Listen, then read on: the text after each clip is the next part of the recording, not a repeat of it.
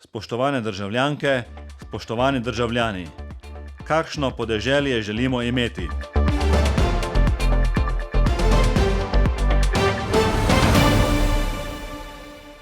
Dobrodošli v Evropskih stoječih novicah.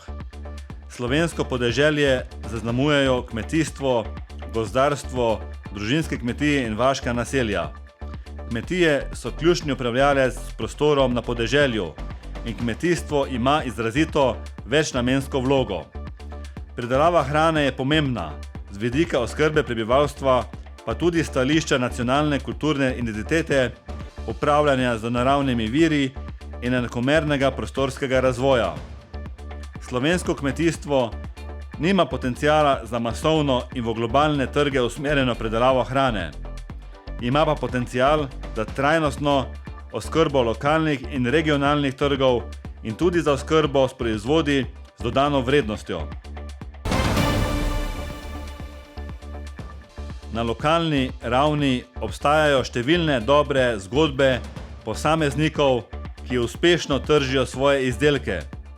Narašča pa tudi splošno zavedanje o konkurenčni prednosti lokalnih kmetijskih pridelkov z manjših kmetij, potencialu ekološkega kmetijstva, lokalne pridelave in turizma. V veliko primerih gre za nepovezane zgodbe, ki bi jih morali bolje povezati. Kmetijstvo ostaja pomemben steber razvojnih perspektiv slovenskega podeželja, ki ga je potrebno na primeren način razvijati, da lahko posredno omogoča zagotavljanje javnih dobrin, namenjenih celotni družbi, kot tudi ekonomske perspektive kmetov.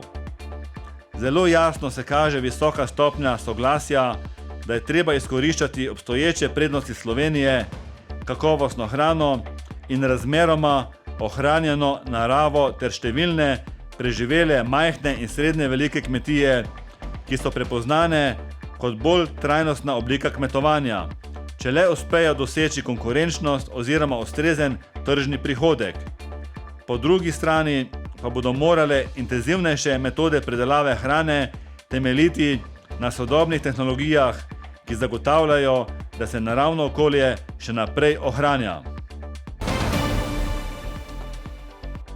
Prihodnja razvojna perspektiva tako podeželja kot mest bo v prihodnje v precejšnji meri odvisna od prispevka kmetov in drugih upravljavcev zemljišč k dobrobiti družbe oziroma skrbi za ohranjanje zdravega skupnega življenjskega okolja ter naravne in kulturne dediščine. Kompleksnost razmer na podeželju in krepitev neugodnih trendov zahtevata nove pristope in izrazitejšo koordinacijo javnih politik v povezavi s podeželjem. Slovensko in evropsko podeželje ima široke potenciale, ki jih kaže izkoristiti z novimi pristopi in skupnim delovanjem zasebne pobude ter javnih politik, novimi oblikami sodelovanja in krepitvijo komunikacije in solidarnosti med mestom in vasjo.